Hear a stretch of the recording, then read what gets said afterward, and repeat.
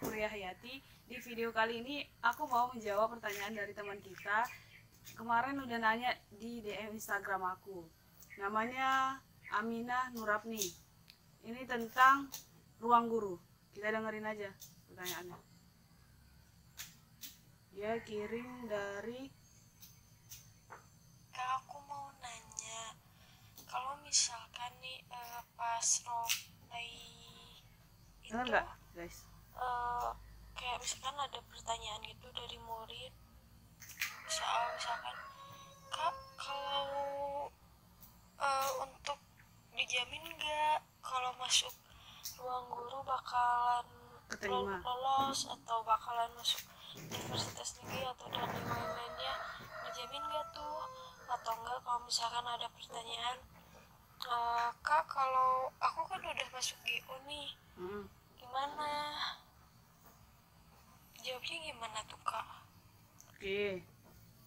Atau enggak kayak pertanyaannya tuh kayak, jaminannya apa kalau kita tuh bakal lulus dengan nilai yang memuaskan gitu? Kita jawabnya gimana, Kak? Satu lagi. Terus cara buat memperkenalkan si produknya tuh, penataan bahasanya gimana ya, Kak ya? Kayak misalkan kan pas awal-awal kayak pemanasan dulu kan, kayak memperkenalkan dulu ini gitulah, terus ujung-ujungnya kan kita jual. Oke, Aminah, aku akan jawab pertanyaan kamu. Kak, bagaimana kalau misalnya nih orang tua atau siswa yang bertanya kepada tim ruang guru atau konsultan pendidikan ruang guru, Kak, ruang guru itu bisa menjamin nggak kita untuk jadi ranking 1, terus kita bisa masuk di perguruan tinggi negeri misalnya, menjamin nggak, Kak? Oke, Kakak jawab ya, ini pertanyaan pertama. Jadi menurut pengalaman Kakak pas Kakak turun ke lapangan dan jumpa sama siswa-siswa di sekolah itu, jadi kita itu mengubah mindset siswa bahwasanya kita bisa belajar di mana aja kapan aja menggunakan aplikasi ruang guru. Aplikasi ruang guru adalah media ataupun jalan ataupun perantara untuk membantu adik-adik mencapai cita-citanya. Cita-citanya misalnya pengen di kuliah di kampus UI misalnya, UGM ataupun Unpad misalnya. Kalau kita memang mau kuliah di Unpad ataupun kampus-kampus ternama di Indonesia, kalau kita tidak mau belajar, ya sama aja kita nggak akan bisa sampai ke tujuan kita gitu. Jadi aplikasi ruang guru ini merupakan jalan, jembatan, cara, media yang bisa membantu adik-adik itu untuk mencapai tujuan adik, untuk bisa meraih kesuksesan adik melalui aplikasi ruang guru.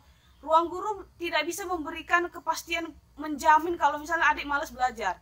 Tapi di aplikasi ruang guru itu semuanya sudah lengkap, diberikan soal-soal ataupun pembahasan, ada SBMPTN, ada kisi-kisi soal, semuanya ada di situ, ada tryout juga. Jadi ketika kamu latihan sering dan kamu terus menggunakan aplikasi ruang guru, pasti kamu berhasil. Dan bisa dilihat bagaimana banyaknya testimoni yang udah diraih oleh teman-teman yang udah lulus masuk perguruan tinggi negeri di UI, kedokteran, UGM gitu ya, dan lain-lain.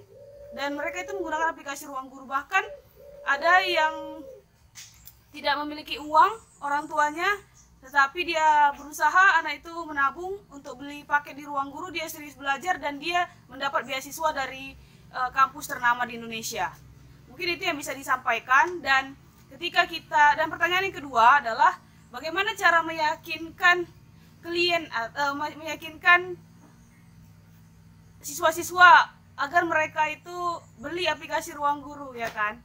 Ya itu tadi caranya, bagaimana kita ngomong sama siswa bahwasanya pendidikan kita di Indonesia itu sudah tertinggal jauh sekali. Terlihat dari banyaknya fenomena, terlihat dari siswa-siswa yang kadang cuma membuka aplikasi yang bukan untuk meningkatkan pendidikan, meningkatkan pembelajaran, tapi aplikasi-aplikasi yang membuat kecanduan, misalnya TikTok lah, games lah gitu kan. Kalau misalnya kita memang suka main games, tapi kita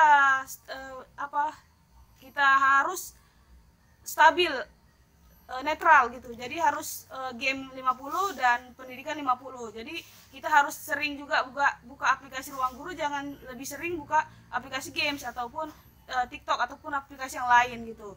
Jadi ketika kita sudah meyakinkan siswa itu dan dia merasa sepertinya saya butuh ini aplikasi Ruang Guru untuk membantu saya dalam belajar gitu. Kalau misalnya dia sudah merasa seperti itu, dia akan menggunakan aplikasi Ruang Guru dan itu termotivasi dari dalam dirinya sendiri.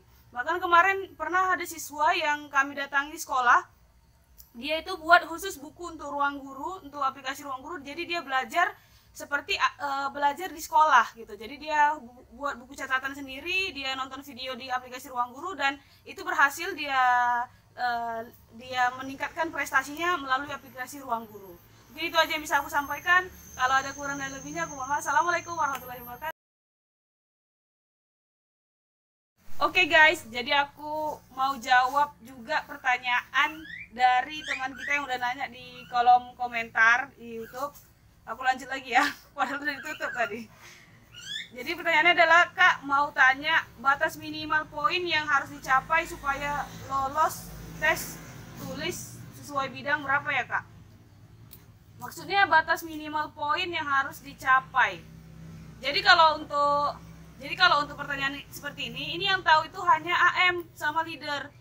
Jadi kalau misalnya kayak kemarin aku nggak tahu itu batas poinnya berapa, terus itu nilainya berapa, aku nggak tahu. Yang aku tahu, aku jawab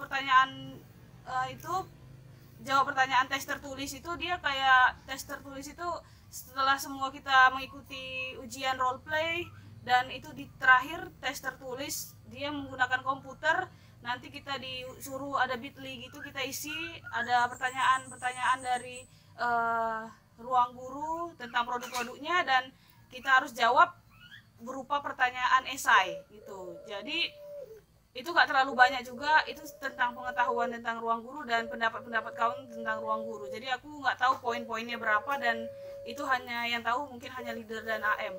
Mungkin itu aja yang bisa aku sampaikan. Kurang lebihnya aku mohon maaf. Assalamualaikum warahmatullahi wabarakatuh. Ada lagi loh,